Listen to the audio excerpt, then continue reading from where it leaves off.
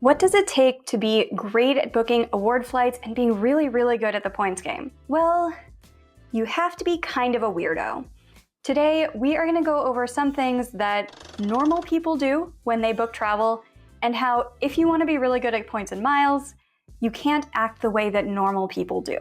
So let's jump right in. First of all, a completely normal, rational person would search for and book flights round trip. If you're going to be flying somewhere for vacation, you probably need to come home at some point afterwards. But you know better.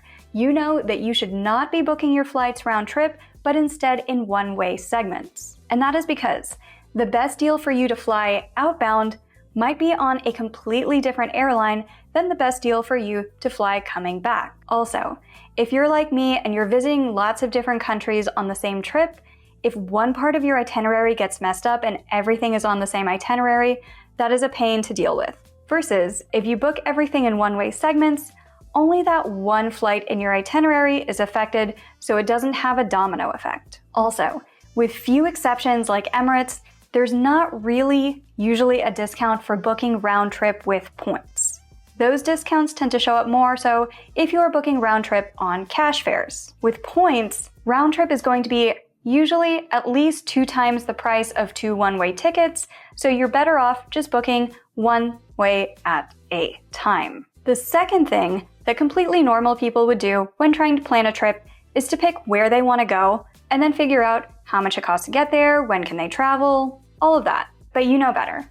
You know that it's not about where you travel, it's about when you travel. Because if you're very picky about, I need 4 seats in business class from Orlando over to Munich on this day when my kids have spring break and I have these many points and we can only travel like this from this specific airport, it's kind of like that song of I'm Looking for a Man in Finance, 6'5", Trust Fund, Blue Eyes.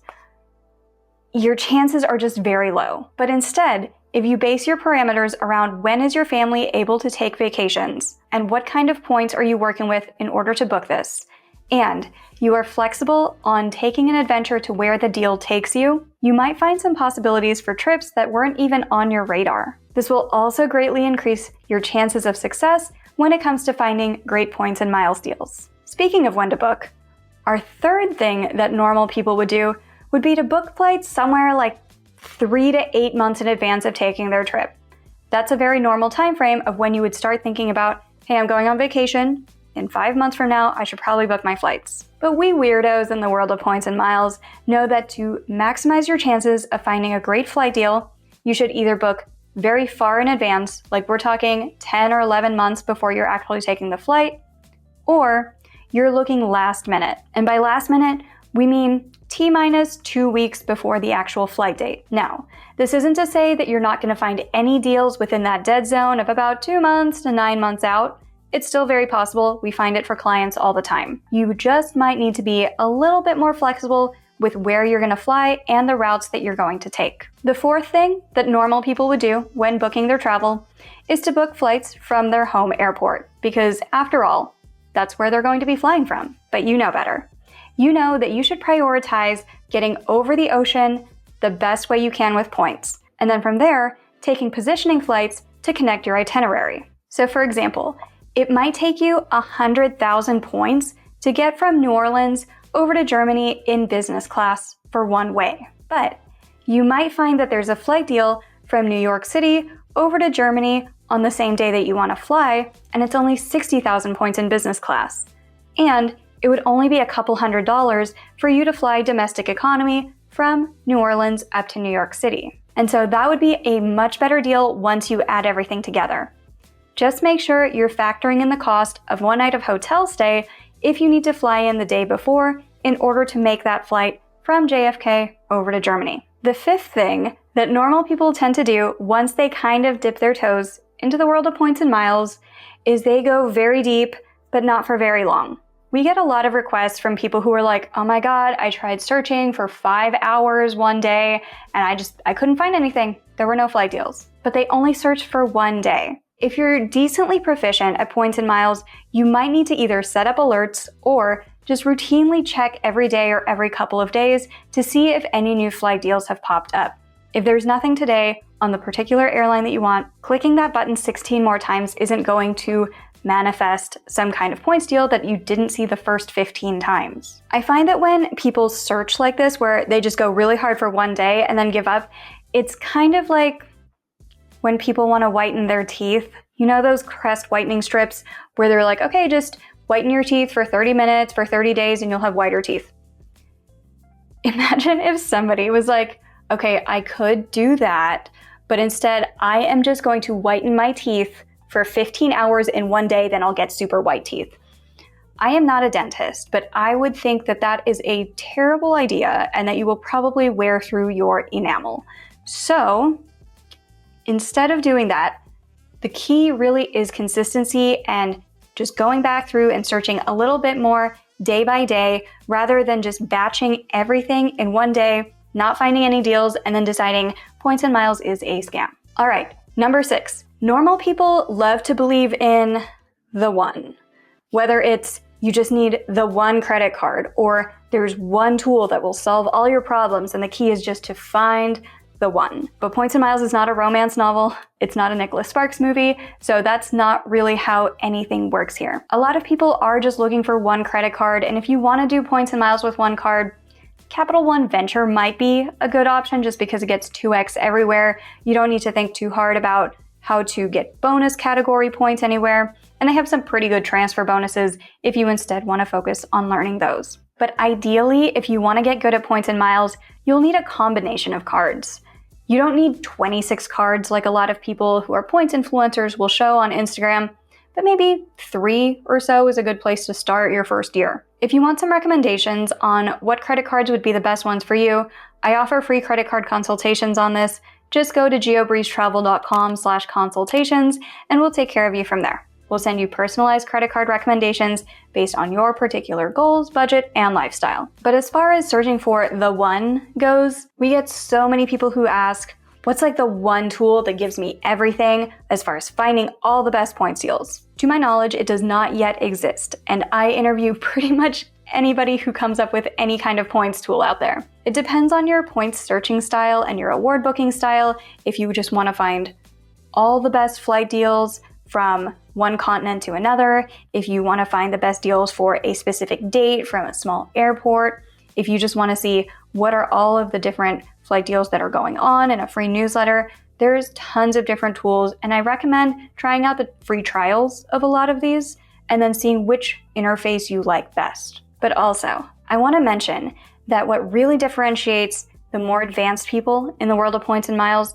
is that they know the limits of each tool and they know what can't be done with tools and what has to be done manually. And by manually, I mean searching manually on the airline specific website rather than just using an aggregator like Seats.Aero or PointMe or Rome.travel or Points Yeah or any of the popular ones that we mention on this channel. And if you are thinking, I do know the limits of these different search tools, and I have intermediate or advanced skills when it comes to finding award flights, I would love to chat with you. I'm always hiring, so please check out geobreezetravel.com/jobs to see if any of our openings would be a good fit for your skill set. And the last thing that I want to discuss today for how normal people approach travel is they get really offended at the concept that things cost money. They look at things with the lens of lowest cost perspective rather than return on investment. You see this very often when people start looking at cards that have annual fees and they're like, oh my God, fees are bad. I don't want to pay any credit card fees. So instead of going for something like the Chase Sapphire Preferred, which gives you access to lots of transfer partners and gets you some of those different bonus category multipliers, they'll just go for something like the Chase Freedom Unlimited. It gets 1.5x everywhere, but that's just in cash back unless you combine it with a gateway card like a Chase Sapphire or a Chase Ink Business Preferred. So a lot of normal people and a lot of new people into the world of Points and Miles will just say, there's an annual fee. I don't want to pay any money. I think paying money on credit cards in the form of fees is kind of a scam.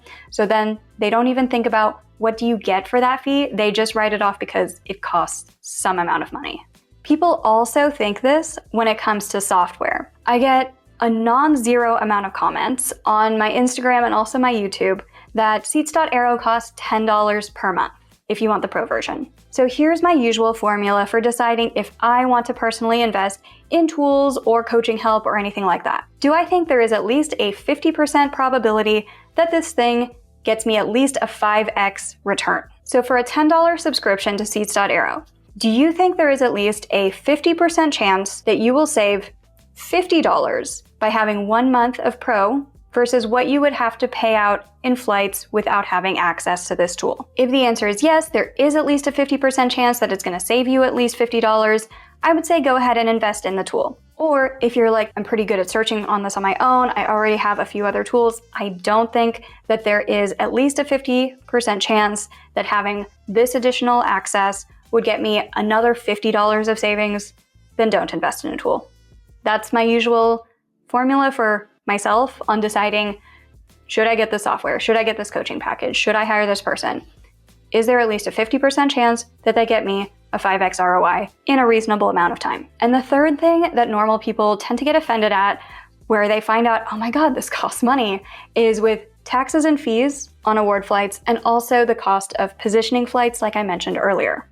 I once got an inquiry from somebody who wanted to fly business class from the East Coast over to Asia. They had a couple of stops to Japan and Thailand, and they had a very specific date that they needed to travel. She needed 3 tickets on a specific week, and all of the best flight deals that week were on the West Coast, so she was going to need to take cross-country positioning flights. The sticker price for the award flight section was going to be more than $30,000 for all 3 tickets, and the positioning flights were going to cost somewhere a little bit more than $2,000 for all 3 people. And she got really upset about that $2,000, where she was like, I thought this was going to be free. I watched these influencers who said I should be able to get all of this very discounted. She didn't like the idea that in order to take this business class trip on the week that she wanted for 3 people to the countries that she wanted to visit, she was going to have to take positioning flights because there was nothing near her home airport. To which I responded, is 90% off not good enough? Because if the answer is that you don't have $2,000 for this entire trip, I want to respectfully set expectations for what it takes to get $30,000